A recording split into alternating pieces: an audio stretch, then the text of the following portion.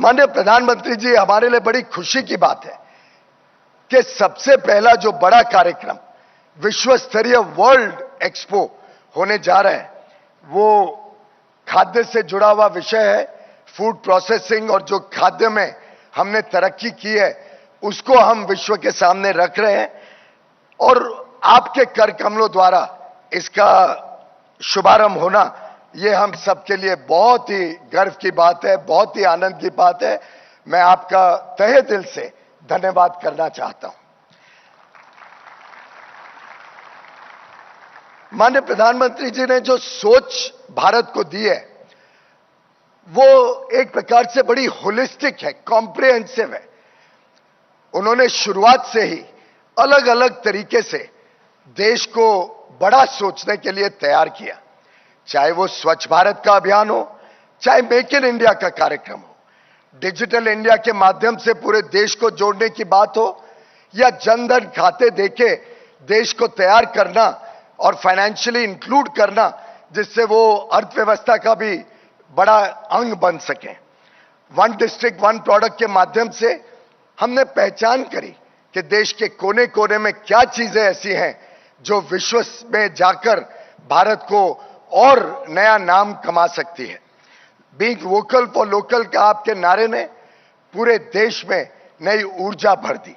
आज आपने जब कहा लोकल गोज ग्लोबल, उस प्रोत्साहन के साथ देश निर्यात में भी नए कीर्तिमान प्राप्त कर रहा है। साथ ही साथ पर्यावरण को ध्यान में रखते हुए आपने मिशन लाइफ हो या सर्कुलर इकोनॉमी को प्रोत्साहन देना, रिन्यू, रीयूज, रिसाइकल, इन सब माध्यमों से देश को हर दिशा में सोचने के लिए आमंत्रण किया। डिस्ट्रिक्ट को एक्सपोर्ट हब के रूप में तैयार करना और रोड टैप देना जिससे हमारे निर्यात में और सुविधा हो, और साथ ही साथ प्रोडक्शन लिंक्ड इंसेंटिव के माध्यम से जो अलग अलग क्षेत्र में आज भारत की मैन्युफैक्चरिंग कैपेसिटी बढ़ी है, उत्पादन बढ़ा है, वो आगे चल के भारत को एक बड़ा केंद्र बनाएगा, मैन्युफैक्चरिंग हब बनाएगा।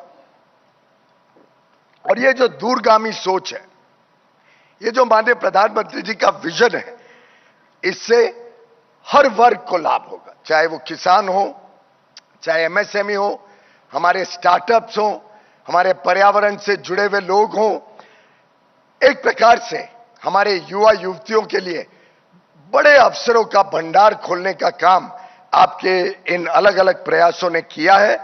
अब हमारे किसानों का जो उत्पादन है उसमें वैल्यू एडिशन होता है और उस वैल्यू एडिशन के माध्यम से किसानों की भी आय बढ़ेगी और देश की भी आर्थिक व्यवस्थाएं और मजबूत होगी।